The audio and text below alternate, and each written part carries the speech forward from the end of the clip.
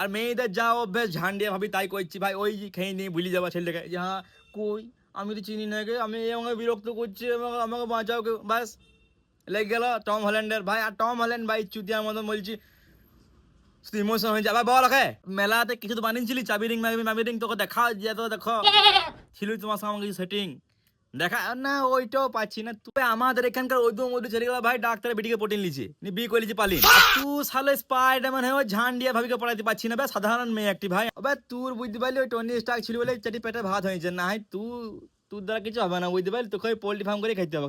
তো বড় ভাই কালকে আমি দেখে এসেছিলাম ব্র্যান্ড নিউ ডে স্পাইডারম্যান, ঠিক আছে। আর সিনেমাটা দেখো যারা এমসিইউর ফ্যান বটো বা তোমরা স্পাইডারম্যান ফ্র্যাঞ্চাইজির ফ্যান বটো, তারা তোমরা বুঝতে পারবে যে সিনেমাটা কিন্তু অ্যাভারেজ। গোটা সিনেমাটা দেখি তুমি বুঝতে পারবে যে স্পাইডারম্যানের না ক্যারেক্টার আপগ্রেড হয়েছে, মানে কি বলতো পাওয়ার আপগ্রেড হয়েছে, ঠিক আছে। পাওয়ার আপগ্রেড কতটা এতটা দেখেছে পাওয়ার আপগ্রেড, আর ইউজ হয়েছে এতটা। তোমার কাছে 400 টাকা নিচে কিছু তো দেখাবে, তো ভাই হালকা সময় মারামারি দেখে নিচ্ছে। Jhatu story line, Spiderman by করতে হবে বলে একটি বাই করে দিয়েছে কোনো রকম করি, বাস আদার্স কিছু নাই। আর ভাই বিলো অ্যাভারেজ মুভি ভাই।